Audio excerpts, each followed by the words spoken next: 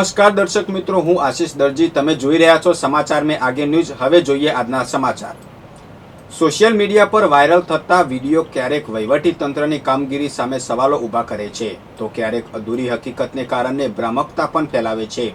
આવો જ એક કિસ્સો રાધનપુર શહેરમાંથી સામે આવ્યો છે, જ્યાં નિર્માણાધીન નવા રોડની કામગીરીનો એક વિડીયો સોશિયલ મીડિયા પર જોરદાર વાયરલ થઈ રહ્યો છે. વિડીયોમાં વરસાદી પાણીની વચ્ચે જ રોડનું કામ ચાલતું હોવાના આક્ષેપો સાથે સ્થાનિકોમાં વહીવટીતંત્ર સામે ભારે ચર્ચાઓ અને નારાજગી શરૂ થઈ હતી. જો કે આ સમગ્ર મામલે સંબંધિત અધિકારીઓએ સત્તાવાર સ્પષ્ટતા કરી વાયરલ વિડીયોના દાવાઓને તથ્યવિહીન અને પાયાવિહોણા ગણાવ્યા છે. અધિકારીના ખુલાસા મુજબ એ પાણી વરસાદનું નહીં પરંતુ ગટર ઉભરાવાને કારણે ભરાયું હતું, જેને તાત્કાલિક ખાલી કરાવ્યા બાદ જ ગુણવત્તાના તમામ માપદંડો સાથે રોડનું કામ આગળ વધારવામાં આવ્યું છે.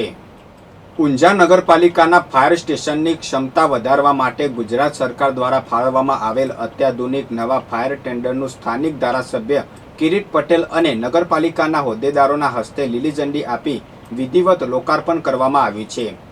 વર્ષ 2025 અને 2026ની નાના પંચની ગ્રાન્ટમાંથી મળેલું આ આધુનિક વાહન આગ જેવી આકસ્મિક ઘટનાઓ સમયે ઊંઝાની જનતાની સુરક્ષા માટે અત્યંત મહત્વનું સાબિત થશે. મહેસાણા જિલ્લાના સતલાસના તાલુકાના બાનાવાસ ગામમાં પશુપાલકોનો આક્રોશ સામે આવ્યો છે. ગામની દૂધ મંડળી દ્વારા છેલ્લા 4 દિવસથી પશુપાલકોનું દૂધ સ્વીકારવામાં ન આવતું હોવાના આક્ષેપ વચ્ચે પશુપાલકોએ મંડળી બહાર દૂધ ઢોળીને વિરોધ નોંધાવ્યો હતો.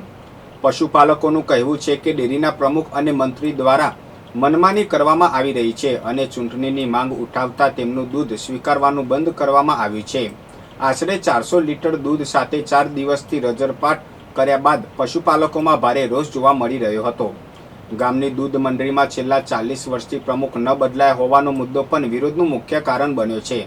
સમગ્ર મામલે પશુપાલકોએ પારદર્શક ચૂંટણી અને યોગ્ય ન્યાયની માંગણી ઉઠાવી છે.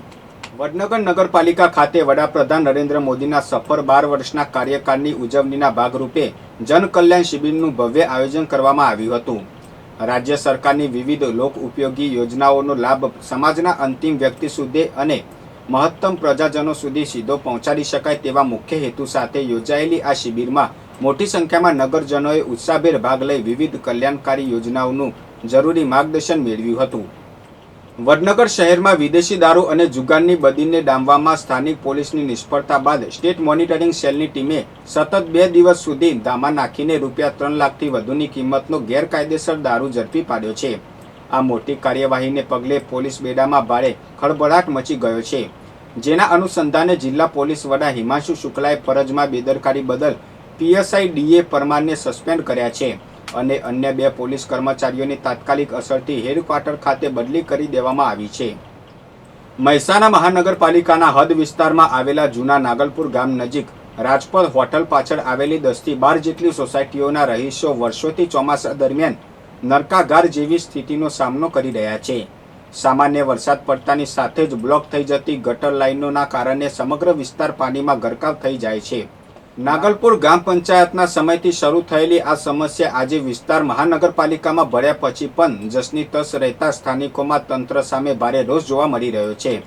તિરુપતિ ટાઉનશીપ, વર્ધમાન નગર અને શ્રીરામ સોસાયટી સહિતના વિસ્તારોમાં ઘૂંટણસમાં પાણી ભરાઈ જતા વાહન ચાલકો, વૃદ્ધો અને શાળાએ જતા બાળકો ભારે હાલાકી ભોગવી રહ્યા છે.